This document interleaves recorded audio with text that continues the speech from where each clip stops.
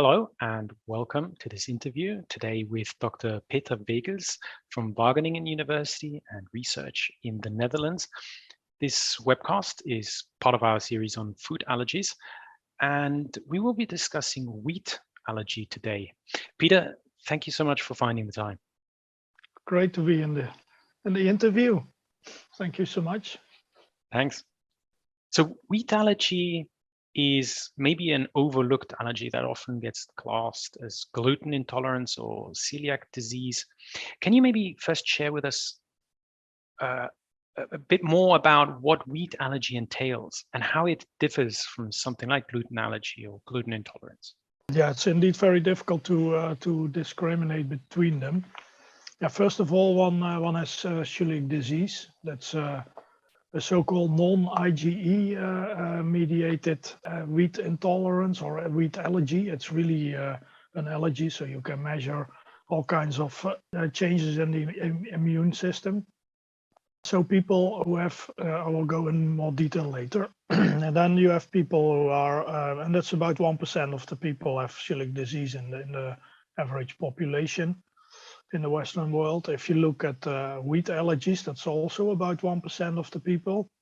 And that's a classical IgE mediated allergy. So you can measure in the blood that there is an allergy coming. And then the third category, and that's the very difficult one, which is not a allergy as such, it's more an intolerance. And that's called the non-celiac wheat sensitivity. And probably, and also it's very difficult to measure because it's not clear, very clear who has this intolerance. That's about 5 to 10% of the people diagnose themselves because there are no clear clinical criteria set yet, although they are in the making. It's about 5 to 10% of the people cannot tolerate wheat.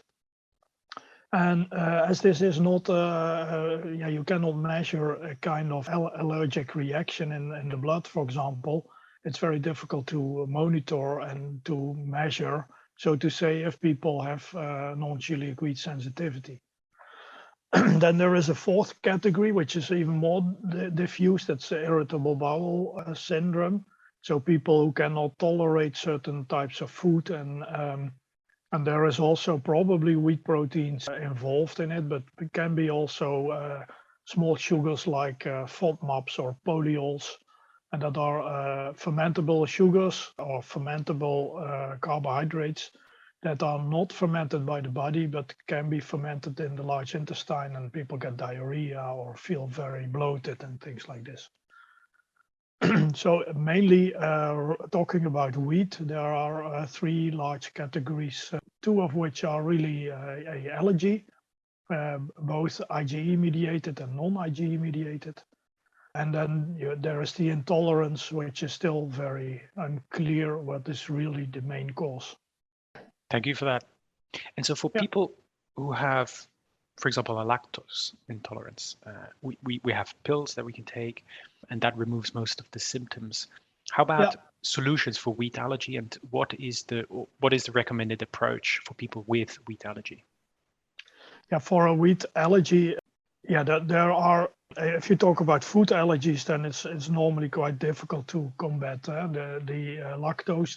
That's clear. If you have an enzyme that breaks down the lactose, people won't have an issue with the lactose anymore. With proteins, that's a bit more difficult because it's also digested in a different way. It's you need to cleave the protein much further in order to become non-allergic. So all proteins, if you degrade them, so to cut it in small pieces, then finally there will not be allergenic protein left anymore. And that's the main difference with lactose. Lactose are two sugars. If you cut it, then it's gone, the intolerance, because we can digest both of those sugars which it is made of. But for proteins, that's much more difficult. You can have a stretch of amino acids which are responsible to give the allergic reaction, and there are more of those stretches in a protein normally. And you can imagine if you digest with a pill, for example, there are certain enzymes which cut the protein. They are mostly not maybe not fast enough or efficient enough to degrade everything before it comes into the small intestine. This is for the classical wheat allergies. So there could be a solution there. For gluten, celiac disease, people with celiac disease, it's a bit more complex. Once you have digested or degraded the protein to such an extent that there are no allergenic parts anymore of the protein, then people won't have an issue. But if you talk about gluten, which is actually the protein which is responsible for keeping the gas in the dough, so that means that the protein needs to be in a big network. If you degrade that protein, you cannot make bread anymore. And that means, you can degrade the protein and then it's non-allergic, but you cannot make bread anymore.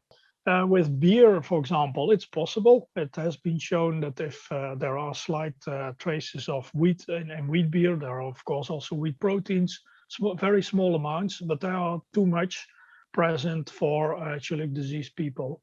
But if you add a protease, an enzyme splitting enzyme that splits proteins, then you can treat the beer in such a way that those proteins are degraded and it's safe for drinking. Now you can imagine if you eat a pill and then in that pill is that protease, that enzyme to break down the protein, it does take too long in order to degrade the proteins completely before it enters the small intestine. And in celiac disease people, this is really quite toxic to have those proteins, because then they will be ill for at least 2-3 months because the say the epithelium, so the skin, the outer layer of the small intestine, normally it's in the form of a finger-like surface, but then it's completely flat. And then people don't get good absorption anymore of the food. They get diarrhea, feel ill, bloated, and it's a terrible disease. So people really cannot tolerate even the smallest crumb in the diet. They really should abstain from every gluten protein in their diet. So taking a pill, it sounds great. If I was a patient, I wouldn't take the risk. And it appears, maybe just from what we hear, that there are more and more people that develop different types of allergies. Do you think this is because we've been getting better at diagnosing allergies, or is it that we actually have more people with allergies, or is there actually a lack of data? It's a good question.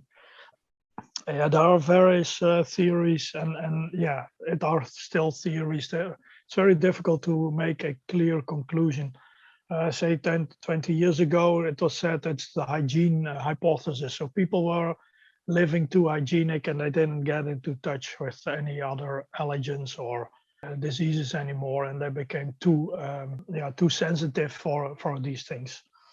Nowadays, I cannot say if it's true or wrong. To be honest, is that there is also the theory that pollution and dust, or how do you call it, fine dust in the air, helps to decrease our physical well-being, and then the allergens which we are exposed to always then are better able to make us ill. So people get allergic quicker.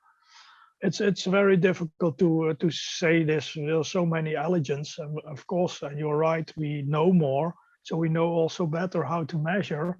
And that also means that we detect earlier and more of these allergens. If we focus on wheat, it has been said, but the proteins have been modified, or even the Frankenstein food, genetic modification and things like this. Now, first to start with the last one, there is no genetic modified wheat allowed in Europe and in the world so far, as far as I know. At least it's not in Europe. Looking at the protein composition, there have been excellent trials where the seeds that were kept from 150 years ago, there are so-called seed banks, and there were wheat kernels used from those banks that were grown again, like a field I have here in the back, a bit smaller plots, I have to say. and they could make these old wheats, say of 150 years ago, grow again, but also modern wheats. And I checked over time how the protein level changed, but also they detected the allergic proteins that were, or the parts of the protein that were present in these proteins. So we have marvelous techniques nowadays to measure all this or to detect this. And it turned out that one thing, there was less gluten proteins in the wheats over time. Although from a baking point of view, the quality has increased, but also the allergic epitopes, the small parts of the protein that cause those allergies, didn't change over time, or maybe even decreased a little bit. So the exposure of people eating a certain quantity of wheat is both from the protein content, but also from the allergic potential, hasn't been changed over the years. Say last 1.5 century. I have to say that in that meantime, we have been eating far, far less wheat. So the exposure to wheat has been decreasing as well. So, and that's also one reason why I'm working at the university, because there are people who have issues with eating wheat. So what is causing this? And that's really still a research question. And that's also something we are trying to find out with different groups. So Wageningen University, Maastricht University in the Netherlands, we are collaborating to see if there are certain types of proteins, small water-soluble proteins, which are highly allergenic, are causing those intolerances, or that also psychological effects have a big play. So people, and that's not to wave it away, but people who don't feel well, that they become sick because of their not feeling well. So they get a physical reaction on a psychological thinking, and that's an intriguing study that's currently underway, and the results are still not open, and it's double blinded, so we don't know what we are looking at, but the study is finished and we are really excited to see what happens there. We see effects that there is a psychological effect, but there is definitely also a physical effect, and that's exciting to see how important these are, so we can take measures either by food processing or by breeding, or and that's also by not consuming wheat. Right? The latter is not that's an issue, because wheat is very relatively cheap raw material. It's in a lot of different food products. So by not eating wheat, that's both very difficult. It's not a lot of products available, but it's also very expensive to avoid wheat in your diet. Wheat as such is one of the biggest contributor to nutrients like protein, vegetable protein, of course, fiber, minerals, and there are no other. If you talk about vegetables rich in fiber, but you need to eat 2-3 times more vegetables in order to get the same amount of fiber as from wholemeal bread.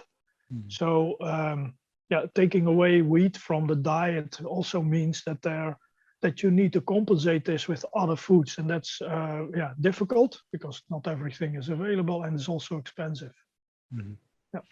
But for those with allergy, they at the moment they don't have another option. No, and that's indeed that's exciting. The work I'm doing at the university is to see what is really causing these intolerances, and if we know which proteins or parts of the proteins are responsible for these intolerances, can we do something about by processing?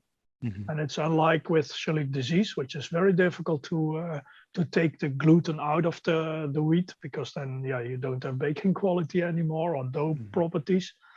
So there are you have totally different recipes for these types of products.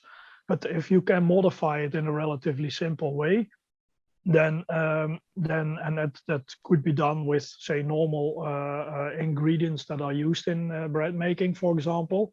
If you could just change part of the protein so it becomes less allergenic or give less tolerance, then of course we can improve the wheat, the wheat for those people who cannot tolerate it. And then The second, but that's definitely a longer route, is by wheat breeding. There is so much diversity in wheat that there are 10,000s, 100,000s of varieties. If you know what you need to look for, you can screen on all those and then see, okay, this is one is missing, is less allergic or giving less intolerance, and then we start breeding. So we get wheats with both high in yield because we still need to eat, pest resistance so that it can grow in the field, but give also good nutritional and technological qualities. So that's exciting. That takes about 10 years in order to develop a good new wheat. And that's also what we are striving for in the future. Peter, Yeah. Thank you so much for sharing all this information.